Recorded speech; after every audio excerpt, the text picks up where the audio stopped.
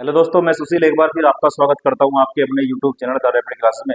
हम जो पढ़ने जा रहे हैं वो 12th क्लास की फिजिक्स के अंदर जो हमारी पहली यूनिट बनती है उसको बात करेंगे। क्या नाम है उसका? इसका नाम है इलेक्ट्रोस्टैटिक्स, स्थिर वैद्युतिकी। इसके अंदर हमें क्या पढ़ना है? इसके अंदर हमें कई सारे चैप्टर को कवर करना है, जिसमें हमारा पहले चैप्टर का नाम है वैद्युत आवेश तथा क्षेत्र। वैद्युत आवेश तथा क्षेत्र। आओ शुरू करते हैं। सबसे पहले हम जो बात करेंगे वो बात करेंगे स्थिर वैद्युतिकी आखिर होती क्या है, इलेक्ट्रोस्टैटिक्स क्या होती है। इलेक्ट्रोस्टैटिक्स जो है वो भौतिक विज्ञान का एक पार्ट होती है या भौतिक विज्ञान की एक शाखा होती है, जिसके अंदर हमें किसको पढ़ना होता है? जिसके अंदर हमें इस आवेश को पढ़ना होता है। परंतु आवेश की जो उस समय कंडीशन होती है वो होती है रुकी हुई। मतलब क्या है? कुछ ऐसी वस्तुओं को हम पढ़ के चलेंगे। इस पूरी यूनिट के अंदर हम कुछ ऐसी वस्तुओं का अध्ययन करेंगे जिन पर आवेश तो होगा, जिन पर क्या होगा? आवेश। लेकिन वो आवेश रुकी हुई कंडीशन में होगा। रुकी हुई कहो या फिर स्थिर कहो या फिर स्टैटिक कहो, यानी ऐसी वस्तुओं का हम अध्ययन करेंगे जिन पर आवेश होगा परंतु वह आवेश रुकी हुई अवस्था में होता है। तो क्या मामला है? पढ़ो एक बार। भौतिक विज्ञान की वह शाखा जिसके अंतर्गत कुछ ऐसी वस्तुओं का अध्ययन किया जाता है जिन पर आवेश रुकी हुई अवस्था में रहता है। यानी हमने डेफिनेशन पढ़ने के बाद ये जाना कि एक्चुअली हमें इस पूरी यूनिट के अंदर आवेश को ही पढ़ना है, लेकिन ऐसे आवेश को पढ़ना है जो आवेश रुकी हुई कंडीशन में होता है, अर्थात स्थिर अवस्था में होता है। सबसे पहले जो इस यूनिट के अंदर टॉपिक पढ़ता है उसका, इस चैप्टर के अंदर टॉपिक बनता है, उसका नाम होता है घर्षण वैद्युत। आखिर घर्षण वैद्युत है क्या?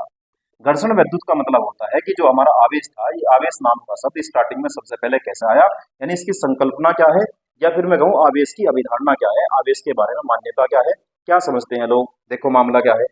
ईसा से ईसा से 600 600 वर्ष पूर्व की बात है। ईसा से 600 वर्ष पूर्व एक दार्शनिक हुए जिनका नाम था थेल्स। थेल्स नाम के दार्शनिक हुए। इन्होंने क्या करा? एक अंबर नामक पदार्थ लिया। अंबर नामक पदार्थ को जब ऊनी वस्त्रों से रगड़ा, अंबर नामक पदार्थ को किससे रगड़ा? ऊनी वस्त्रों से रगड़ा। ईसा से 600 वर्ष पूर्व एक दार्शनिक हुए जिनका नाम था थेल्स। जब थेल्स ने अंबर नामक पदार्थ को ऊनी वस्त्रों से रगड़ा तो अंबर के अंदर आकर्षण का गुण पैदा हुआ। जब तक अंबर को ऊनी वस्त्रों से नहीं रगड़ते हैं तब तक इसके अंदर कोई आकर्षण का गुण पैदा नहीं होता है। परंतु जैसे ही अंबर नामक पदार्थ को ऊनी वस्त्रों से रगड़ा जाता है तो इस अंबर के अंदर एक आकर्षण का गुण पैदा हो जाता है। इस आकर्षण के गुण के कारण वो क्या करता है भाई? अगर अंबर के अंदर आकर्षण का गुण पैदा हो जाता है तो ये आकर्षित करने लगता है। किसको आकर्षित करने लगता है? हल्की हल्की वस्तुओं को। हल्की हल्की वस्तुएं जो उसके आसपास हल्की हल्की वस्तु होती है उसको आकर्षित करने लगता है। हल्की हल्की वस्तु जैसे कागज के छोटे छोटे टुकड़े, धूल मिट्टी के कण, कागज के छोटे टुकड़े, धूल मिट्टी के कण इत्यादि को आकर्षित करने लगता है। ये जो बात है ये सबसे पहले हमें किसने बताई? दार्शनिक थेल्स ने बताई थी, ईसा से 600 वर्ष पूर्व। उसके बाद फिर ये बात दबके रही और फिर प्रैक्टिकल होने लगे, कुछ प्रयोग हुए, तो हमें इससे कुछ समय बाद हमें पता लगा कि जब ऐसा ऐसा नहीं है कि अंबर को ही ऐसा नहीं है कि अंबर को ही ऊनी वस्त्रों से रगड़ने पे ऐसा होता है, ऐसा नहीं है। यदि हम कांच की छड़ लेकर कांच की छड़ को रेशम के कपड़े से रगड़ते हैं, रेशम के कपड़े से रगड़ते हैं, यदि हम कांच की छड़ को रेशम के कपड़े से रगड़ते हैं तो कांच के अंदर भी आकर्षण का गुण पैदा हो जाता है, वही जो अंबर के अंदर हुआ था।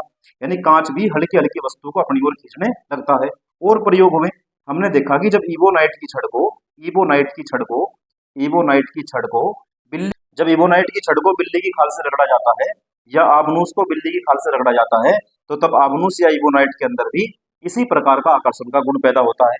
तो यहाँ से हमें सबसे पहली बार पता चला कि जब कुछ वस्तुओं को आपस में रगड़ते हैं, जब कुछ विशेष वस्तुओं को आपस में रगड़ा जाता है तो रगड़ने के बाद उनके अंदर आकर्षण का गुण पैदा हो जाता है, अर्थात वो आकर्षित करने लगती है। किसको आकर्षित करने लगती है?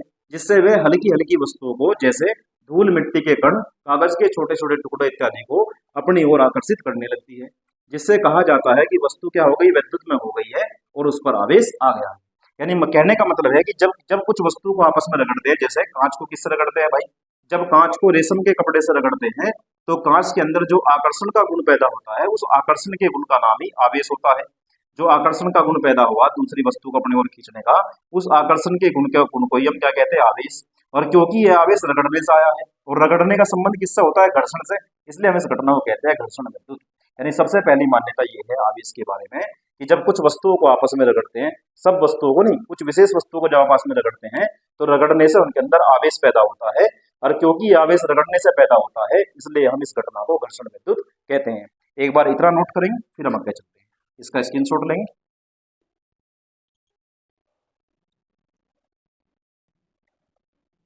चलिए अब बात करते हैं अगले टॉपिक की। इस चैप्टर के अंदर जो अगला टॉपिक पढ़ता है उसका नाम है आवेश।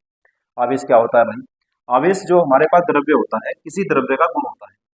किसी द्रव्य का एक विशेष गुण होता है। क्या विशेष गुण होता है भाई? अगर किसी द्रव्य के अंदर वो गुण हो तो उस गुण के बाद वह दो चीजें करता है। क्या?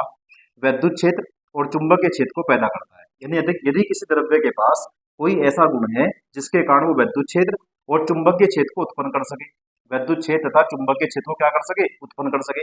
या यूं कहे किसी द्रव्य के पास वह विशेष गुण जिसके कारण वह विद्युत और चुंबकीय प्रभाव को उत्पन्न कर सके, विद्युत का प्रभाव भी उत्पन्न कर सके और चुंबक का प्रभाव भी उत्पन्न कर सके। या फिर यदि पहले से कहीं वैद्युत क्षेत्र है, पहले से कहीं क्या है? वैद्युत क्षेत्र, या पहले से कहीं क्या है? चुंबकीय क्षेत्र। यदि पहले से कहीं वैद्युत क्षेत्र है या पहले से कहीं चुंबकीय क्षेत्र है, उनके होने का आभास भी करा सके।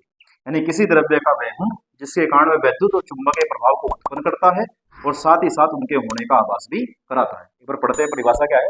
किसी द्रव्य का वह गुण जिसके कारण वह वैद्युत तथा चुंबकीय क्षेत्र को उत्पन्न करता है और साथ ही साथ इसके होने का आभास भी कराता है। यानी किसी द्रव्य का वह गुण होता है जो वैद्युत और चुंबकीय क्षेत्र को उत्पन्न कर दे या फिर उनके होने का आभास करा दे। बात आती है आवेश कितने प्रकार का होता है? आवेश दो प्रकार का होता है, एक का नाम धनावेश, एक का नाम ऋणावेश। अभी थोड़ी देर पहले हमने जाना है कि हमने दो एग्जाम्पल लिए थे घर्षण विद्युत के। एक तो लेता कांच। जब कांच की छड़ को किससे रगड़ते हैं? रेशम से। जब कांच की छड़ को रेशम के कपड़े से रगड़ते हैं तो कांच पर एक विशेष प्रकार का आवेश पैदा होता है। लेकिन जब आबनूस या इबोनाइट की छड़ को बिल्ली की खाल से रगड़ते हैं, तो किससे रगड़ते हैं? बिल्ली की खाल से रगड़ते हैं तो आबनूस पर भी एक आवेश पैदा होता है। तो मान्यता ये है, संकल्पना ये है, अभिधारणा ये है कि जब कांच की छड़ को रेशम से रगड़ते हैं तो कांच पर जो आवेश पैदा होता है उसका नाम है धनावेश। लेकिन जब आबनूस या इबोनाइट की छड़ को बिल्ली की खाल से रगड़ते हैं तो इबोनाइट पर जो आवेश पैदा होता है उसका नाम होता है ऋणावेश। आओ इस बात को भी एक बार लिखते हैं। जब कांच की छड़ को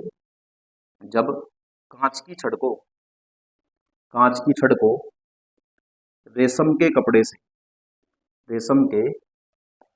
से रगड़ा जाता है, जब कांच की छड़ को रेशम के कपड़े से रगड़ा जाता है तो कांच पर उत्पन्न आवेश को धनावेश कहते हैं। कांच पर उत्पन्न आवेश को धनावेश कहते हैं। दूसरी परिभाषा क्या है भाई हमारी? दूसरी है ऋणावेश। ऋणावेश क्या होता है भाई? ऋणावेश के बारे में मैंने बताया कि जब आबनूस की छड़ को या इबोनाइट की छड़ को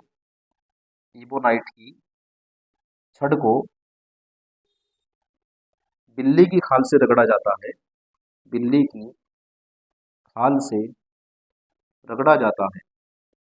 जब इबोनाइट की छड़ को बिल्ली की खाल से रगड़ा जाता है तो इबोनाइट की छड़ पर उत्पन्न आवेश को ही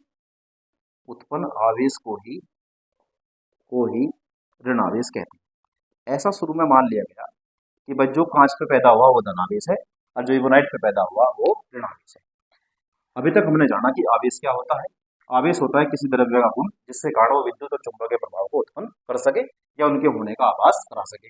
आवेश कितने प्रकार का होता है? दो प्रकार का, एक का नाम धनावेश और एक का नाम ऋणावेश। एक बार इसका स्क्रीनशॉट लेंगे फिर हम आगे चलते हैं। चलिए आज की वीडियो में जानने का प्रयास करा कि एक्चुअली स्थिर विद्युत की होती क्या है, घर्षण विद्युत क्या होता है, कांच की छड़ को रेशम के कपड़े से रगड़ने से क्या होगा, इबोनाइट की छड़ को जब बिल्ली की खाल से रगड़ा जाता है तो क्या होता है, आवेश किसे कहते हैं और आवेश कितने प्रकार के होते हैं।